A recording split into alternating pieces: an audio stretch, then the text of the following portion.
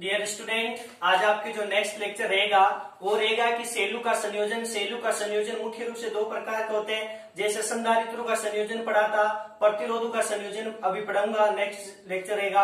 और आज आपका पढ़ाऊंगा मैं सेलू का संयोजन।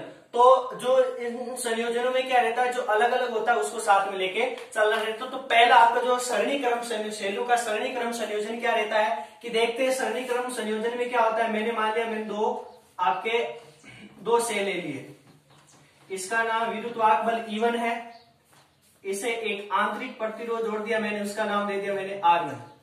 दूसरा सेल E2 सेल, इसका विद्युतवाहक बल, और इस सेल का जो आंतरिक प्रतिरोध है वो क्या हो गया आपके पास R2 हो गया। और इस यहाँ पे बिंदु A, यहाँ पे बिंदु ले लिया B, और यहाँ पे बिंदु ले लिया मैंने C, यहाँ पे बिंदु ले लिया मैंने C। तो आप मुझे बताएंगे कि A और C से मैं क्या कर दूंगा, एक मेरे पास कैपिटल R प्रतिरोध का, A व C से कैपिटल R प्रतिरोध के प्रतिरोध को मैं क्या कर दूंगा, कैपिटल R प्रतिरोध को जोड़ देता हूं। कितना प्रतिरोध इसका। और अब आपको पता है कि धारा प्रवाहित होगी प्लस से इधर से इस साइड से प्रवाहित होगी I धारा प्रवाहित हो रही है। अब आप मुझे बताएंगे कि बिंदु A और B के बीच में जो वोल्टता उत्पन्न होगी, टर्मिनल वोल्टता क्या, जो वोल्टता उत्पन्न होगी वो क्या उत्पन्न होगी, अलग अलग वोल्टता उत्पन्न होगी। तो इनके बिंदु क्या होगी, VAB उत्पन्न होगी इस बिंदु B तक। इसी प्रकार सेल E2 के सिरों पर जो वोल्टता उत्पन्न होगी वो कितनी हो जाएगी आपके पास VBC।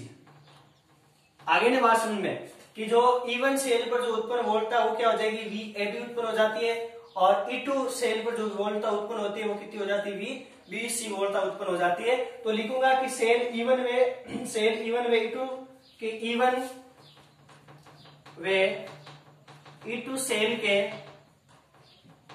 सिरों पर उत्पन्न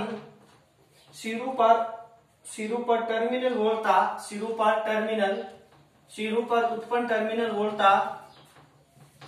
टर्मिनल वोल्टता कितनी आपके पास VAB व VBC है। आगे बात समझ में, VAB व VBC है, और एवं R प्रतिरोध के सिरों पर उत्पन्न जो आपकी कुल जो टर्मिनल वोल्टता है, इस R सिरों पर मतलब A और बिंदु A और C के बीच में जो प्रतिरोध R लगा, इस सिरों पर उत्पन्न वोल्टता कितनी आपके पास V है। कितनी है, V है। तो लिखूंगा ओम नियम से वो क्या हो गया, V बराबर IR। इसमें कैसे नंबर क्या दे दिया इसको 1। फिर लिखूंगा कि अतः A व C के मध्य कुल उत्पन्न विभवांतर आपके पास कितना VAC है, कुल AC है। तो VAC बराबर कितना हो जाएगा, कुल जोड़ना पड़ेगा VAB प्लस के VBC। इक्वेशन नंबर इसको क्या दे दिया मैंने, 2 दे दिया। इक्वेशन नंबर इसको मैंने क्या दे दिया, 2 दे दिया। इक्वेशन नंबर इसको मैंने 2 दे दिया। अब आप मुझे क्या बताएंगे कि फिर लिखूंगा कि सेल E1 के सिरों पर उत्पन्न वोल्टता, कि प्रथम सेल के सिरों पर उत्पन्न वोल्टता, कि E1 प्रथम सेल की टर्मिनल वोल्टता, प्रथम सेल की टर्मिनल वोल्टता, प्रथम सेल की टर्मिनल वोल्टता आपके पास कितनी है, प्रथम सेल किसकी VAB है। तो VAB वो सूत्र था आपने पढ़ा था, V बराबर क्या होता है E माइनस के IR। E1 सेल कितना, प्रथम E1 माइनस के IR1। Equation number 3। द्वितीय सेल की टर्मिनल वोल्टता, द्वितीय सेल की टर्मिनल वोल्टता आपके पास कितनी है, द्वितीय सेल की टर्मिनल वोल्टता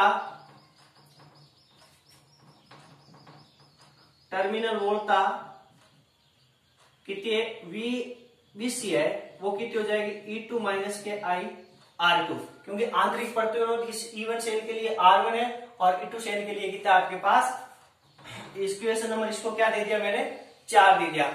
अब लिख दूंगा कि समीकरण 1 कि लिख दूंगा सेमीकन, तो VAC है ना, क्यों कुल विभवांतर VA बिंदु A और VAC, तो लिखूंगा समीकरण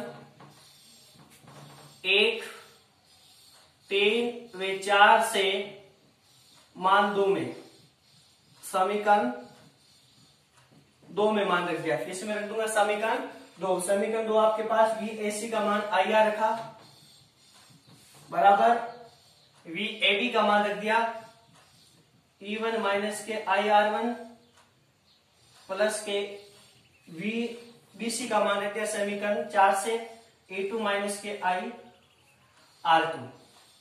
आगे बात समझ में, तो IR बराबर E1 प्लस के E2 माइनस के I कॉमन ले लिया तो R1 प्लस के R2। अब आपको पता है कि मान किसका ज्ञात करना है, आपको कि मान आपको ज्ञात करना है इसका। अब देखो